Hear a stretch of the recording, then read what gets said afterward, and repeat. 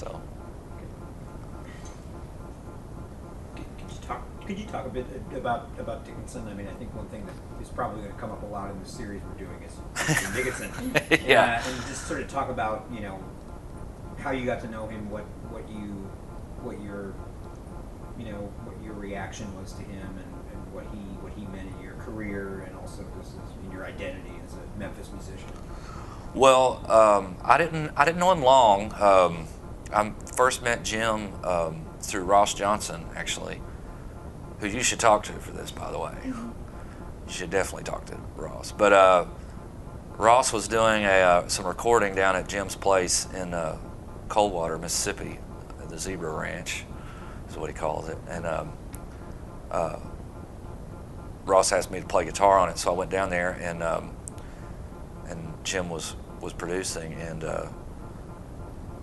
Jim was a really unorthodox had an unorthodox way of working. The studio there at the Zebra Ranch, not to get too technical, but it didn't have a control room.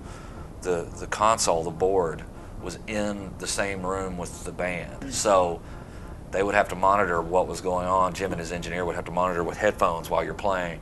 They're in the room with you. That's totally unorthodox, but I loved it. It was great. And the vibe of the place, it was like recording in a antique shop or a barn or something. It was really, really unusual, but a great vibe.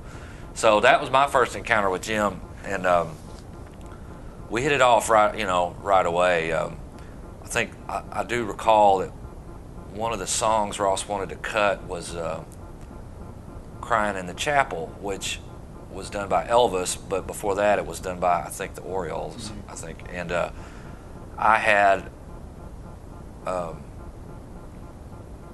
listened to both versions to prepare for the session, and their chords are slightly different in those versions, and I didn't know which version we were doing, and I happened to mention that in front of Jim, and that seemed to impress him that I had listened to both of them and knew the chords were different. Like I think he kind of, sort of cocked his head over, started paying a little bit more attention to me after that. But so we hit it off, and eventually he started playing with us. The same band that was down there was me, Greg Robertson from Raining Sound on drums, Adam Woodard from Jack Oblivion's band on organ, and I think Adam was there. Pretty sure Adam was there. But anyway, and Jeremy Scott, also from Raining Sound, on bass. And that was the band, and we eventually started backing up Jim on a side project called Snake Eyes, where we did a handful of gigs around Memphis, because Jim had written these songs back in the 60s, these sort of garage rock tunes that some of them got recorded, some of them didn't, and the whole concept of Snake Eyes was for us to play those songs. So it was like Jim doing like a psychedelic garage rock kind of thing, which was really fun and really cool. They were great tunes, and but sadly we didn't get to do it very long because his health started to fail. But we did a few gigs around town, and they were real special, and it was a real honor to get to do it.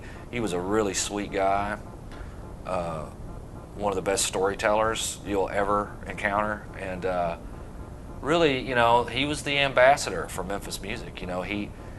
He knew more about it than anybody else. He could speak better about it than anybody else, and he was just a charming man. He just had a great spirit, and it was just, I'm really lucky to meet him. It was and it sticks with you. It sticks with you. Some of the things he would say would stick with you, and his spirit. He's the kind of guy you want to emulate. Because when somebody is that kind and that knowledgeable and that talented, you want to emulate that. Was there anybody else of the sort of older generations of Memphis musicians who you found particularly supportive of, or you have found particularly supportive of what you've done? Is there anybody like that who has done that sort of stuff for you? Well, generally, everyone in Memphis has been supportive of me, and that's one of the reasons I'm here. I've found that Memphis musicians are the most open-minded musicians I've ever encountered. There is no such thing as genre in Memphis. There's only two kinds of music here: good and bad, and everything else is irrelevant. So, uh, you know, it does not matter what style you play. If it's good, people here will like it, and musicians will be open to it. And that is, I've never encountered that to that degree anywhere else.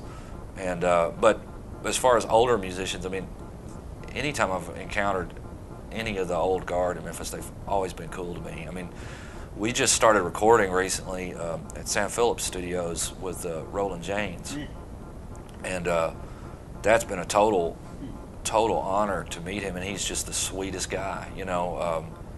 And at age 79, it still has ears of gold. I mean, nothing gets past him. No stray note. I mean, he hears like you wouldn't believe, and his arrangement ideas and his perspective on the songs is always spot on. I found that every time we tried his idea, it was always right.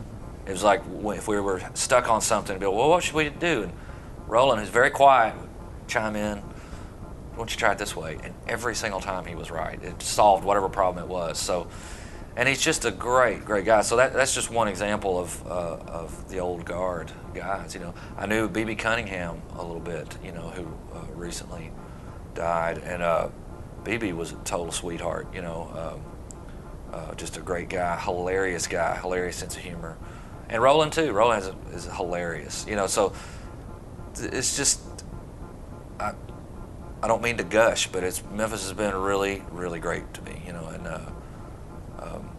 I really think highly of the current guys working here and the older guys for sure.